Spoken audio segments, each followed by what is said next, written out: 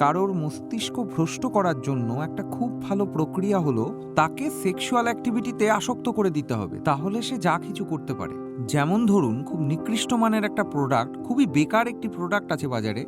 যেটা কিনা কোনো মানুষই তার সহজ বুদ্ধিতে কিনতে চাইবে না, কিন্তু আপনি যদি ওই বেকার জিনিসটার বিজ্ঞাপন একটা অর্ধনগ্ন মেয়েকে দিয়ে করিয়ে দেন, কম পোশাকে একটা যদি উত্তেজনক মেয়ে এসে নেচে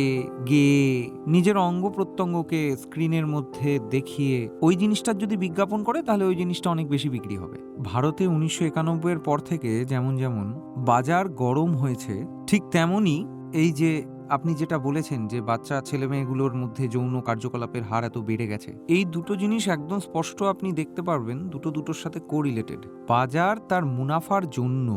নিজের গ্রাহককে যে কোনো স্তরে নামিয়ে দিতে পারে।